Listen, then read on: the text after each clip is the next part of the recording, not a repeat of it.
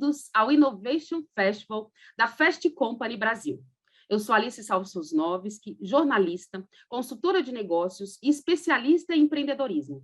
E estou aqui para mediar a trilha que tem como tema inovação, a ponte entre a ciência e o mercado. Quais os desafios para transformar descobertas científicas em ofertas de valor para a sociedade?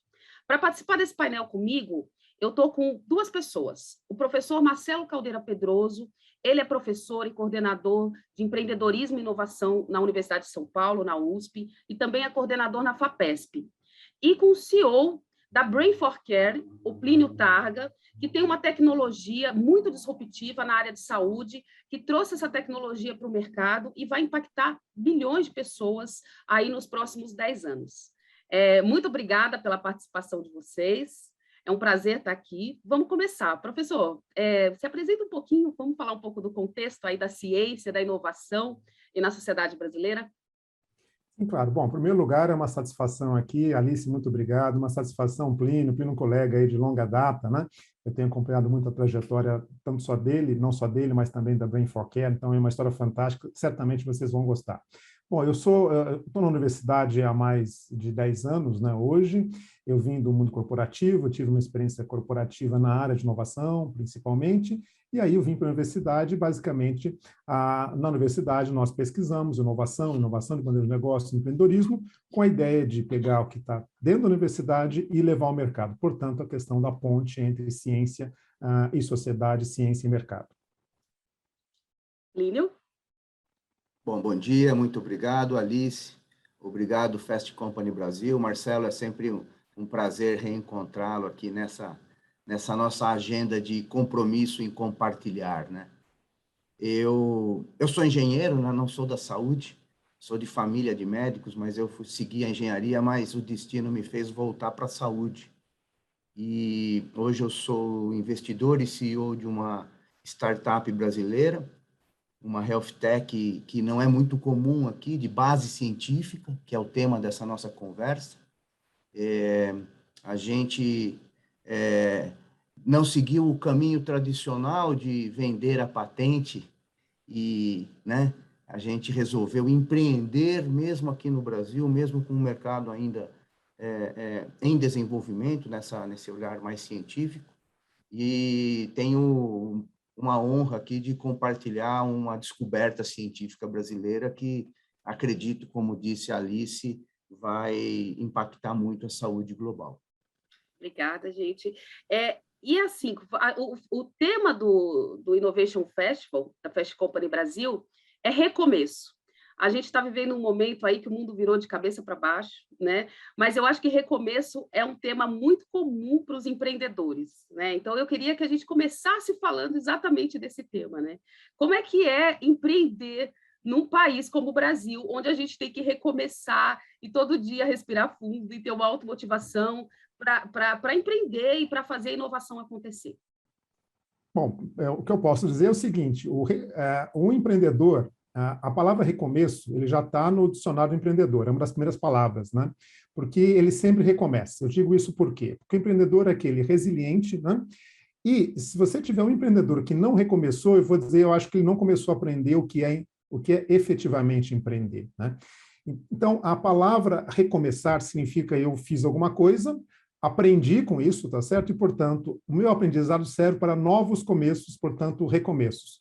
Então, a lógica do empreendedorismo é sempre isso. Eu aprendo com aquilo que eu fiz de novo, portanto, inovação, e cada vez que eu aprendo, eu fico melhor, e cada vez que eu fico melhor e consigo aprender e recomeçar, a ideia é, bom, deixa eu ver se esse meu novo começo traz um novo impacto. E essa aqui é a lógica da inovação. Eu começo a trazer coisas novas, portanto, inovação, com impacto econômico, porque, enfim, estamos aqui numa sociedade ou num país, enfim, capitalista, e o impacto social, sem dúvida, imprescindível para uma sociedade. Então, o recomeço faz parte do dicionário de qualquer empreendedor.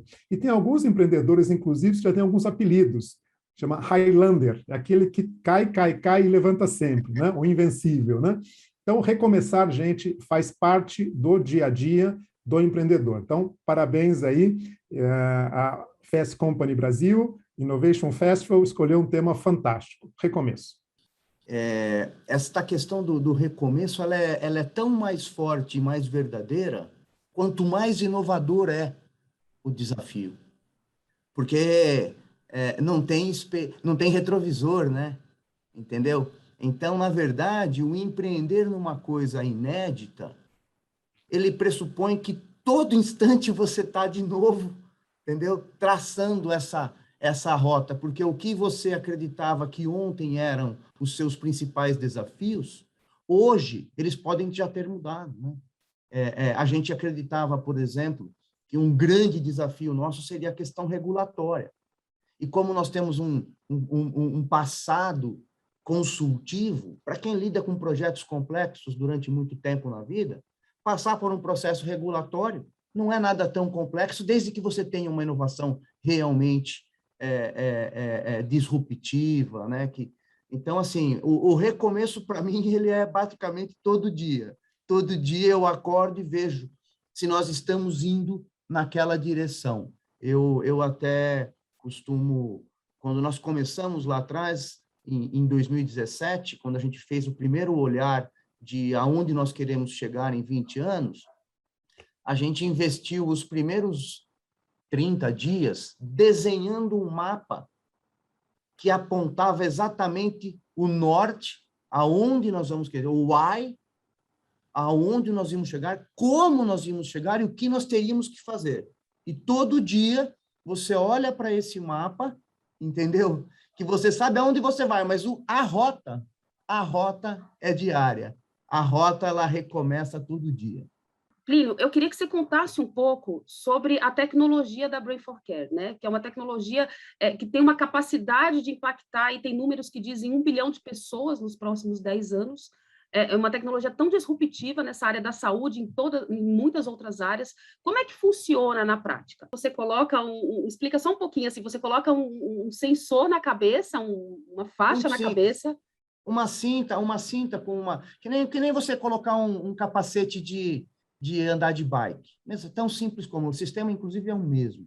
A única diferença é que ele tem um sensor, você coloca, aperta, ele encosta, não precisa nem desfazer o cabelo, tá? Não precisa, né? Além de... Né? Eu costumo brincar, não precisa fazer traqueotomia, não precisa fazer nada, é só você encostar o sensor, ele automaticamente sincroniza com o aplicativo, que mostra uma curva, né? Uma curva da oscilação dessa pressão. Essa curva é feito um upload permanente para uma cloud, onde nós temos algoritmos que processam e apresentam uma interpretação dessa curva, e isso tem diversas aplicações.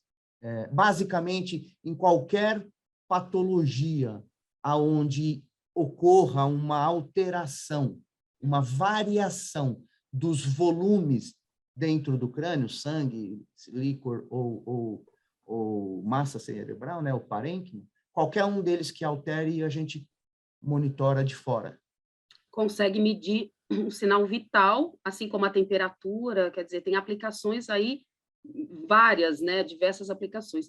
E, professor Marcelo, você que vem aí da USP, tem um histórico, você vê tantas invenções, né, tantas coisas geniais, mas para sair da descoberta, da invenção, para virar uma inovação, ir para o mercado e fazer diferença na sociedade, que caminho que é esse, que é tão difícil, quanto tempo leva, por que é tão desafiador? Queria discutir um pouco em relação a isso. Então, vamos lá. Bom, acho que uma questão importante, o pessoal fala muito que a inovação vem de fora. Eu vejo o caso aqui da Brain for Care. O Sérgio Mascarenhas, um físico, portanto, não médico, né? O que acontece? Ele olha aquele problema, que inclusive é um problema que passou por ele, de uma forma diferente. Então, quando se fala que a inovação vem de fora, eu não concordo 100%, a inovação vem na intersecção de conhecimentos. Então, o que o Sérgio Mascarenhas fez foi trazer um conhecimento de, enfim, a parte mecânica, a parte de física, principalmente, e aplicou para a área de saúde, para a área médica, né? Então, o primeiro, talvez, aprendizado, e aí vem uma questão que é um dos desafios, é como é que eu trato ciência olhando intersecção de conhecimentos. Isso não é tão simples fazer, né? Porque, tradicionalmente, uma universidade, até se você pegar as origens da universidade, ela vem das cátedras, que são ilhas de conhecimento. Tá? Então, a primeira questão que é fundamental é o pessoal que mexe com ciência está aberto a, ou abertos a conseguir fazer integração de diferentes conhecimentos que levam ao que o Plínio comentou, romper paradigmas, e que não é tão simples, né? O ser humano ele não gosta de romper paradigmas, né? Então, a primeira questão, o primeiro desafio, exatamente essa integração de conhecimentos e sempre lembrando que a inovação acontece na intersecção de conhecimentos em geral. E o que acontece é que a inovação, isso é verdade, ela leva um certo tempo, né? Por que ela leva um certo tempo? Porque eu estou trazendo coisas novas. E quanto mais novo é o que eu trago, maior a incerteza. Portanto, eu tenho que passar por estágios para conseguir reduzir essas incertezas, né? Eu não posso pegar alguma coisa nova, né, e já testar para saber se vai funcionar ou não, sem olhar as consequências. Isso é particularmente verdadeiro na saúde. Estou mexendo com vidas, estou mexendo com a saúde de uma pessoa. E quando o Plínio falou do regulatório, é exatamente isso. Nós temos que testar, isso é válido sempre, né, com responsabilidade. Quem coloca a responsabilidade nos testes em saúde são os aspectos regulatórios, por exemplo. Então, essa questão que a inovação ela leva um certo tempo, isso é verdade? Sim, porque, em geral, quanto maior a ruptura que a inovação traz, maior a incerteza. E, portanto, existe um processo de aprendizado para conseguir romper e aprender com essas incertezas. É claro que, hoje em dia, esse processo está sendo cada vez mais rápido, mas ainda assim você não faz inovação de um dia para o outro. Uma coisa que eu falo muito, eu converso muito com médicos, né? Você não consegue fazer inovação a forceps, você não consegue forçar, você consegue motivar, estimular, mas não arrancar, no sentido mais literal de dizer, eu trago, né, para fora. Não, existe um processo para isso, que é um processo de aprendizado. Mais uma vez, está sendo cada vez mais rápido, mas existe um tempo de amadurecimento desses processos de inovação. E talvez um outro elemento que é importante, eu sei que daqui a pouco o Plínio vai falar sobre isso, é que, como existe um certo tempo, existe uma incerteza associada a isso, eu tenho que fazer investimentos de tempo, de recursos financeiros antes para colher os frutos depois. Então, existe um elemento fundamental da inovação, que é conseguir trabalhar com o fluxo de caixa, principalmente financeiro. Ou seja, eu invisto hoje para colher os frutos lá na frente, sem ter muita certeza desses frutos. Então, essa que é uma lógica super importante, né? Só que, olhando na realidade agora o copo cheio, né, e nós vamos discutir um pouco mais esse conceito dos fluxos de caixa, o Plínio ele sente isso na pele, eu sei disso, porque o caso dele é dos mais complexos, não só do Brasil, é o caso mais complexo que eu conheço, particularmente, dadas as dimensões de inovação, mas também no mundo. Então, é um caso super interessante.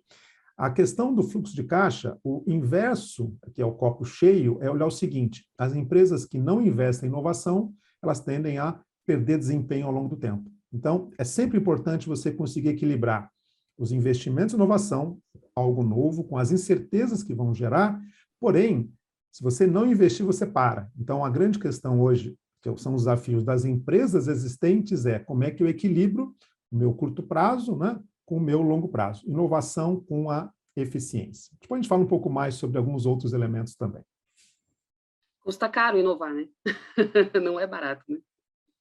Custa caro, não só um caro no sentido de capital financeiro, mas de capital intelectual também, né? Então, realmente custa caro. E por isso que é importante.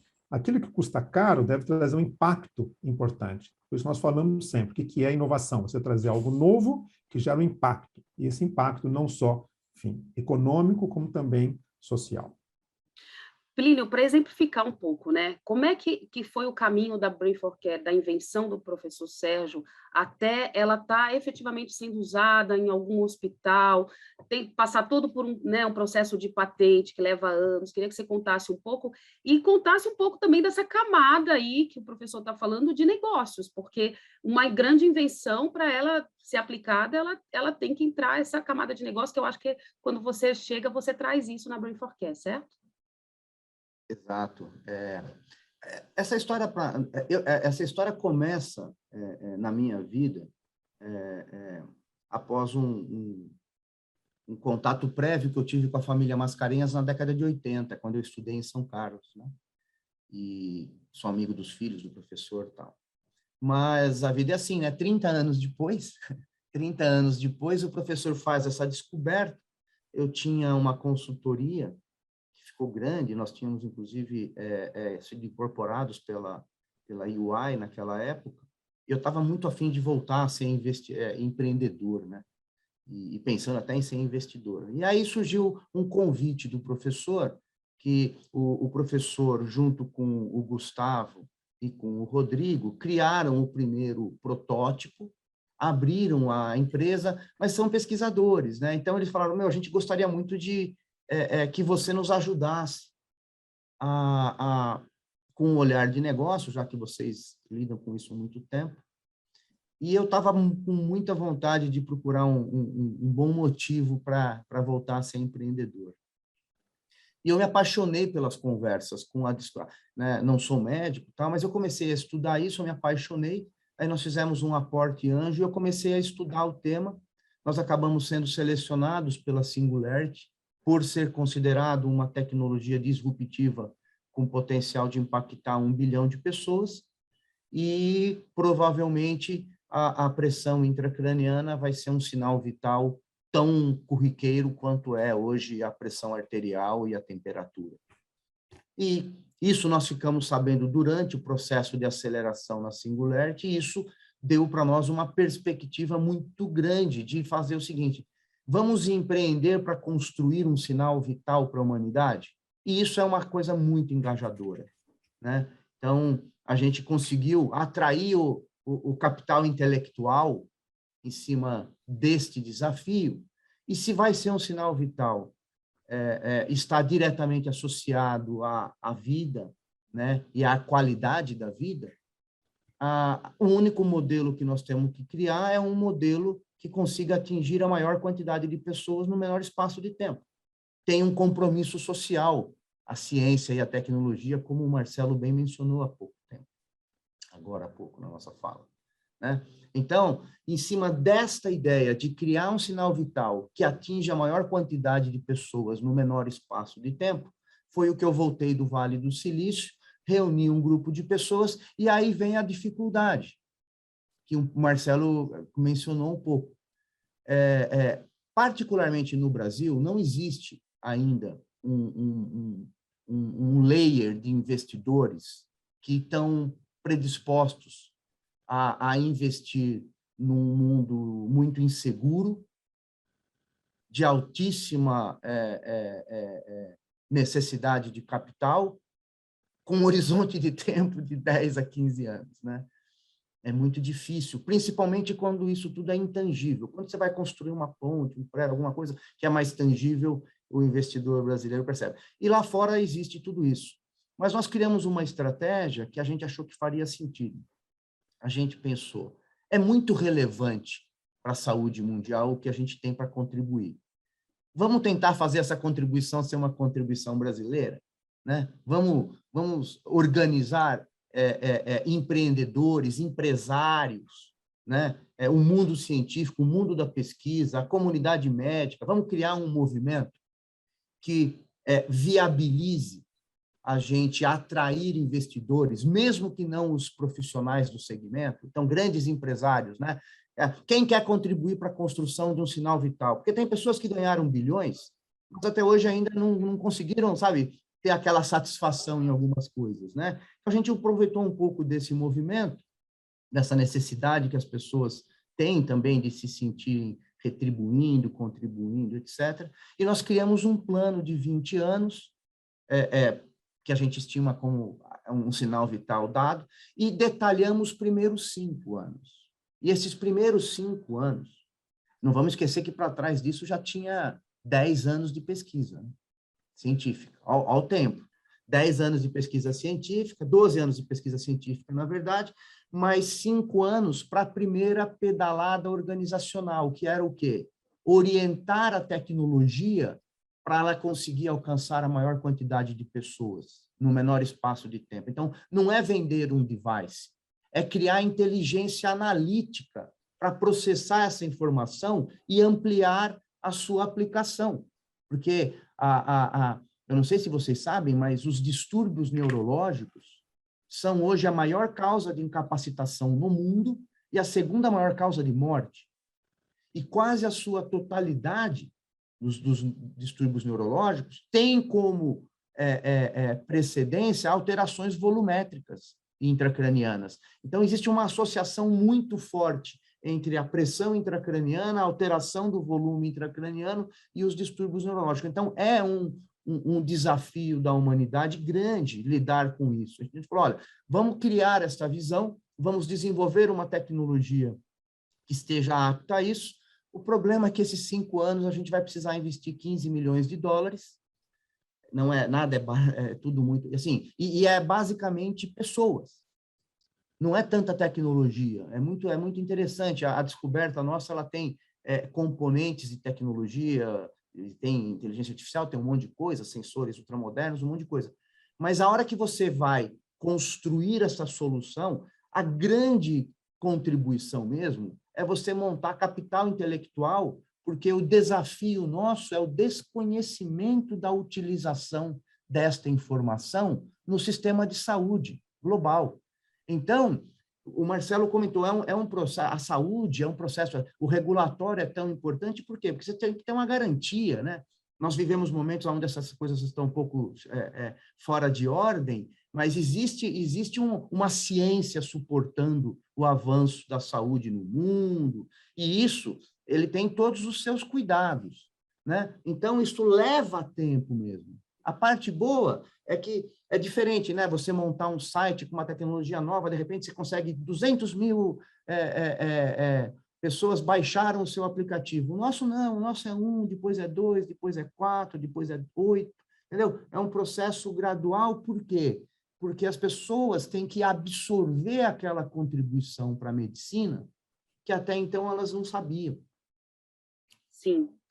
Deixa eu te perguntar uma coisa, eu como jornalista acompanhando né, inovação brasileira há muitos anos, uma vez me falaram, até o Silvio Meira, né, que é um grande conhecido aí como inovador, cientista, né, de um tripé que é essencial para a inovação brasileira acontecer, que é a pesquisa científica, né, a academia, o apoio governamental, a gente precisa desse apoio, né, financeiro mesmo, inclusive em termos regulatórios, e o terceiro pilastre desse tripé, os empreendedores, quem se arrisca, quem vai lá e coloca a cara para bater, né?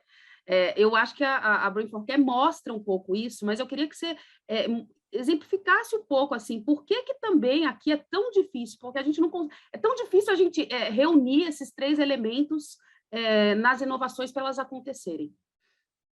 Bom, esse conceito aqui, Alice, é um conceito que nós chamamos de tríplice hélice, né? Ou seja, o governo, né? As empresas, e dentro das empresas, um tipo de empresa particular, a empresa inovadora, né? As startups, né? Enfim, e a universidade. Então, a grande questão é essa dificuldade de conseguir conversar com 3 entes que têm as suas motivações, é uma dificuldade inerente a qualquer país do mundo. Por quê? Porque são 3, na realidade, organizações com finalidades que acabam convergindo. Eu tenho que convergir as 3 para conseguir garantir isso, ou seja, garantir a inovação. Então, essa dificuldade é inerente. Não é no Brasil, é no mundo, né? E aí o mundo, os países vão aprendendo com esse processo, né? Talvez hoje eu diria que o país mais avançado em conseguir coroar essa integração é os Estados Unidos, né? Talvez até por questões históricas, né? É uma nação empreendedora por natureza, né? Se você conversar com os sociólogos, eles vão explicar, inclusive, né, que é a questão de você conquistar territórios, né, conquistar algo novo, né, e, portanto, quando você conquista, você é recompensado, então isso faz parte da cultura, né, americana. E, então, essa cultura, muito possivelmente, essas condições levaram os Estados Unidos, né, a conseguir entender hoje, os Estados Unidos eu digo como exemplo, mas vários países têm feito isso, Israel, um caso interessante, vários países da Europa com as suas contribuições específicas, né, também Coreia, enfim, Japão e agora principalmente China, mas e o Brasil está aprendendo também, Alice.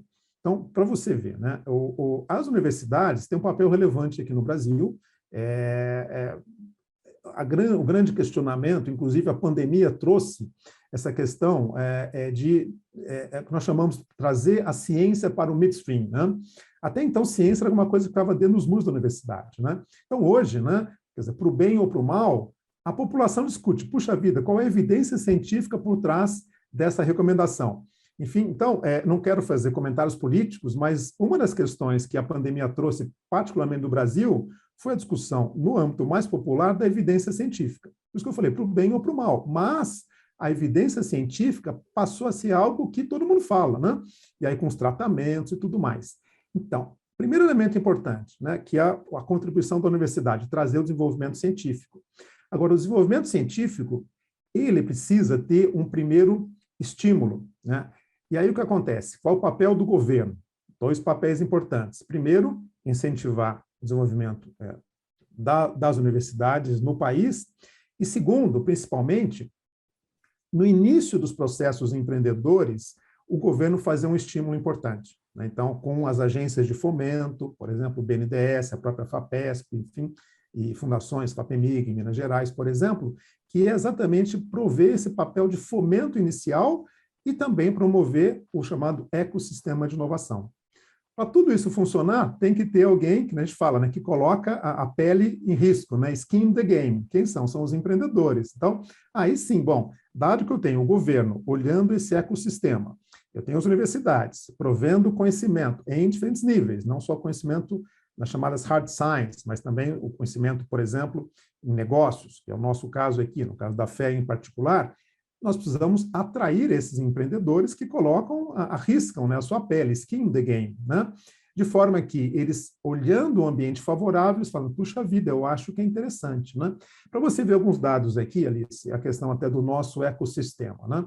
Nós falamos, puxa vida, o Brasil está um pouco distante e tal. Por todas as dificuldades que nós passamos, né?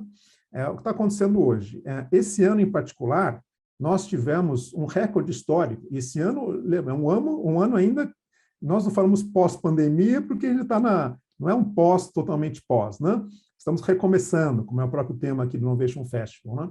Mas em 2021, nós tivemos um recorde histórico de investimentos de fundos de capital de risco, o Venture Capital, né? Foram aí da ordem de 33 bilhões, é um crescimento de 3 vezes em relação ao mesmo período do ano passado. Então, só para você ver, quer dizer, é um ambiente pujante, no sentido de as coisas estão acontecendo a despeito da pandemia. Então, o Brasil ele tem condições, sim, de avançar. Se você olhar outros países, eu comentei Estados Unidos, né, você pega, por exemplo, Israel. Israel é um exemplo de país inovador, sim. Agora, Israel, o que acontece? Toda vez que você desenvolve inovação em Israel, eles já pensam no formato mundial. Por quê? Porque se você for colocar inovação só em Israel, não tem escala, não tem volume pela população. Então, eles já pensam global. O Brasil, para você ver a nossa vantagem aqui em relação a Israel, por exemplo, não precisa, no primeiro momento, nem pensar global. Eu posso pensar Brasil para depois expandir. Tem condições para isso? Fazendo um comentário sobre a questão do financiamento do negócio, que foi o começo da fala anterior do Marcelo, eu acho que nós temos uma fase, eu vejo a universidade ajudando muito, e a pesquisa científica, os centros de pesquisa, ajudando muito a gente criar o que tem valor, que é a descoberta científica do professor Sérgio Mascarenhas. Em mercados mais desenvolvidos, que o Marcelo mencionou, você pega Estados Unidos, Israel, China, vários países europeus, Japão, etc., ele já tem um mercado desenvolvido para conseguir saber que é valioso investir nessa inovação. Ele já corre esse risco. O venture lá fora já corre esse risco há mais tempo. Então, ele já está maduro. No Brasil, nós estamos amadurecendo. Ainda faz mais sentido para o venture capitalist brasileiro correr menos risco, porque tem tanta coisa surgindo que dá resultado de curto prazo, né? Então, é um processo de amadurecimento que está acontecendo. Eu costumo brincar que o capital a gente já entendeu, agora nós estamos entendendo o venture.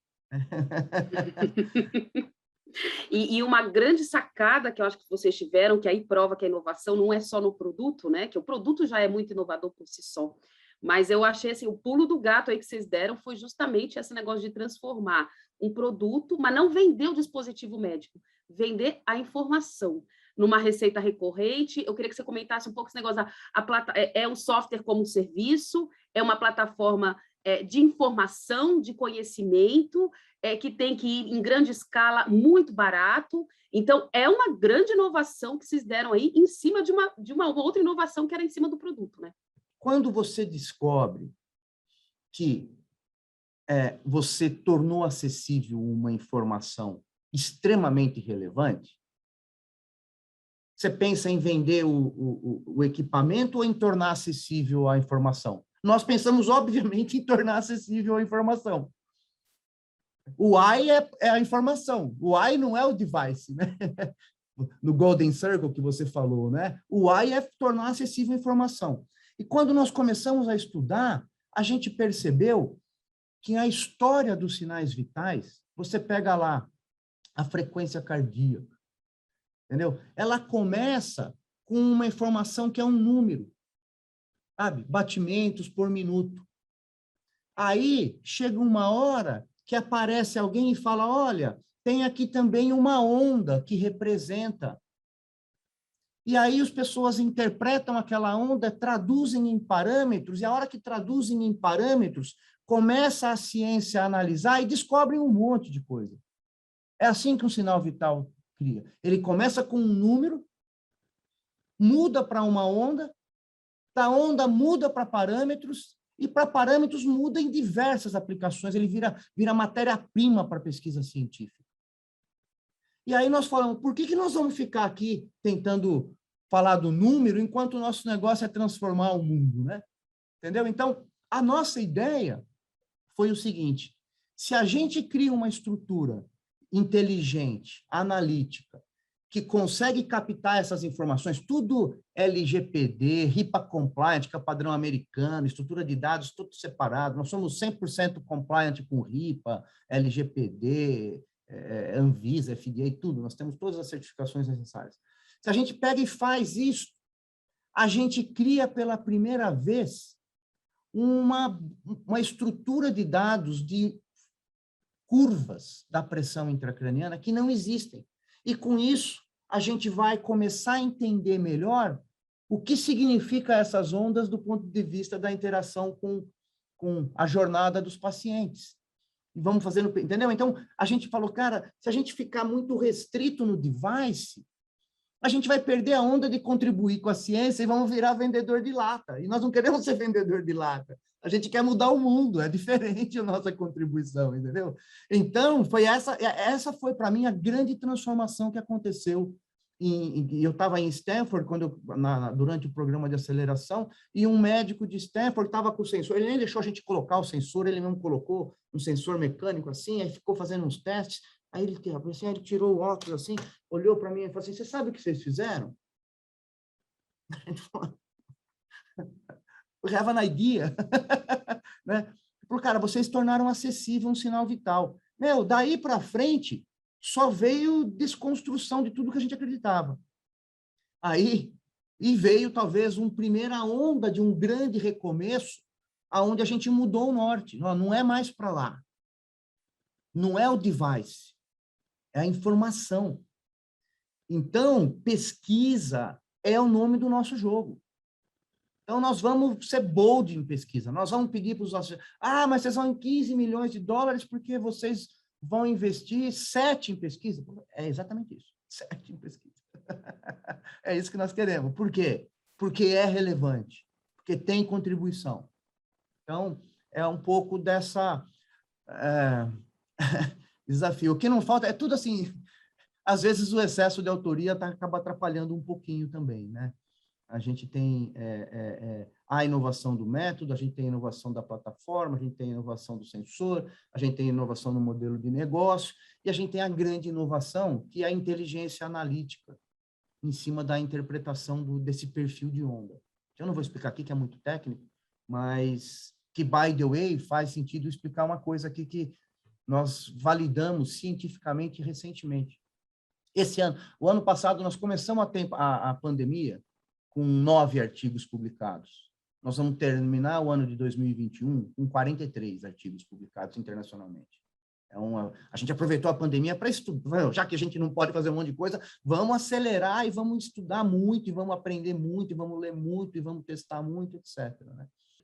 Agora, do ponto de vista do empreendedor, assim, eu vou fechar com uma coisa que, assim, às vezes, até o acaso, às vezes, nos desafia aqui no Brasil, né?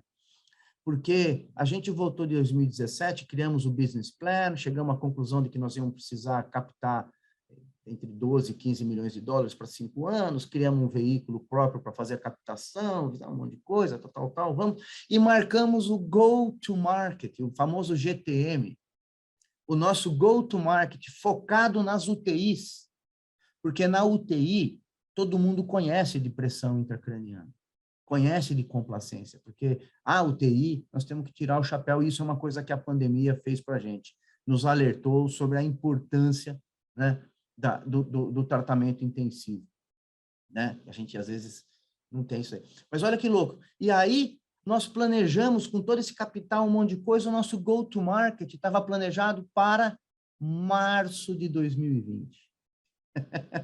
Exatamente junto com a pandemia. Entendeu? Então, o que nós tivemos que fazer? Joga o go-to-market para o segundo semestre. E jogamos, inclusive, para agosto. Setembro começou muito bem, aí veio a segunda onda. Ou seja, né? Então, a pandemia, de um lado, ela atrapalhou muito o nosso trânsito de validação do modelo de negócio, e, em contrapartida, ela potencializou muito o nosso avanço científico. Nós fizemos um scoping review, que foi aceito em vários lugares aí, nós mapeamos 40 mil artigos dos últimos 200 anos, criamos filtros, chegamos em 400 e poucos, filtramos e estudamos em detalhes 267, para criar para o FDA nos Estados Unidos uma lógica de aonde a ciência estava. Porque se a gente não faz isso, eu não tenho a alicerce para propor a minha, porque a hora que eu vou propor a minha inovação, não tem o alicerce sedimentado científico. Então, nós fizemos tudo isso durante a pandemia, porque as informações estavam aí. Então, aquele negócio, é um recomeço todo dia, né? É um recomeço, eu acho que o recomeço ele é essencial, mas o que é muito importante é você sempre levantar a cabeça e saber se você está indo para onde você quer, que é o why, que o Marcelo mencionou bem, que você mencionou do Golden Circle, do Simon Sinek. E eu vou fechar com a minha fala falando uma coisa. Quando nós voltamos da Califórnia, a gente investiu, na verdade, os primeiros 30 dias, as pessoas nem acreditavam, só discutindo o why. E a gente chegou em 5 grandes questões importantes. A razão de existir da nossa organização. Reunir talentos para ampliar o território da saúde. Qual que é o propósito? Nós vamos desafiar a medicina porque a gente quer vivenciar histórias de saúde e felicidade.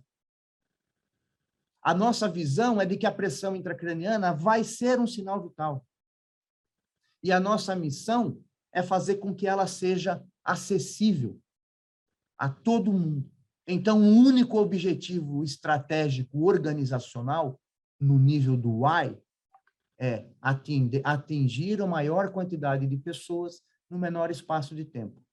Todo um modelo, Marcelo, todas as inovações que surgiram vieram desse alinhamento estratégico do PI. Tudo. E aí faz sentido a inovação do modelo, faz a inovação na solução, no pricing, faz a inovação em tudo, entendeu? Então, tem um pouco dessa questão, e aí eu fecho com você, a frase é perfeita, entendeu? Para quem tem propósito, fica bem mais fácil. Só fazer um fechamento final, Alice, em relação a exatamente isso, né? E o que eu queria, na realidade, falar, agora nesse fechamento, é exatamente que, quando se fala em inovação, eu tenho que olhar 2 grandes dimensões, né? E se eu conseguir alinhar essas 2 dimensões, eu tenho um caminho muito grande para conseguir ser bem-sucedido, né? Então, o propósito é exatamente isso. Quando se fala em olhar o propósito, é aonde eu quero chegar, o que me faz, que me traz energia, que me faz levantar de manhã, ficar de pé e dizer o seguinte, eu posso recomeçar, se eu cair hoje, eu recomeço hoje à tarde ou amanhã. Isso é ambição, isso é o propósito. Agora, não adianta eu ter um propósito sem, na realidade, trazer os elementos de conhecimento, senão eu fico meio que desgovernado, né? Então, a grande lógica da inovação, às vezes parece um pouco, enfim, aquela questão mística, dizer, puxa vida, propósito, não, é fundamental, eu tenho que entender o que me move, eu tenho que ter conhecimento junto. Se eu conseguir alinhar esses 2, as coisas quase que naturalmente acontecem. Só que eu não consigo fazer isso de uma forma tão simples. Você não sabe, você não acorda sabendo o seu propósito, você vai descobrindo ao longo do seu amadurecimento como pessoa. A mesma coisa o conhecimento, você não nasce sabendo, você aprende ao longo da vida. Então, se você conseguir o mais rápido possível descobrir o seu propósito, né, e trazer o seu propósito e alinhar exatamente com o que você faz, com o que você aloca energia junto com o seu conhecimento, eu vou dizer que esse, não diria que é o segredo, mas é o grande caminho para você conseguir fazer algo com significado e algo novo, algo inovador, mais uma vez, se a inovação estiver alinhado ao seu propósito. Então, digo que são os dois grandes segredos, né? O que me move, qual é o propósito, e o que eu conheço. Alinhou esses dois elementos, acho que a chance de ser bem-sucedido, ela aumenta muito. Eu sei a minha energia, portanto, se eu cair, eu recomeço. Aquilo que eu não sei, eu vou aprender, portanto, eu vou alinhar e vou aprender sempre, né? Que é, enfim, o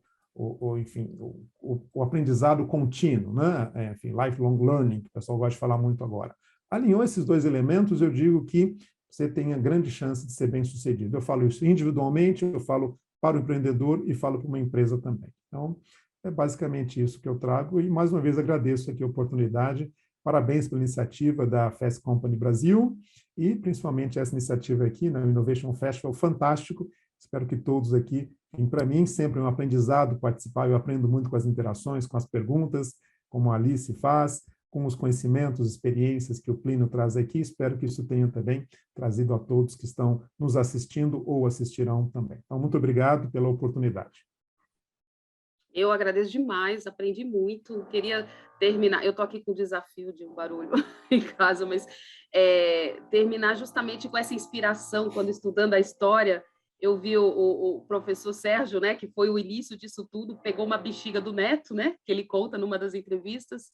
Deixa eu pegar uma bexiga do neto aqui, e foi daí que começou. Então, o recurso que ele tinha, com uma vontade, com um propósito muito forte de resolver, e surgiu aí tantos anos e tanta gente se envolvendo. É um privilégio estar aqui falando sobre esse assunto. Agradeço demais a participação de vocês no Innovation Festival da Fast Company Brasil. Obrigada.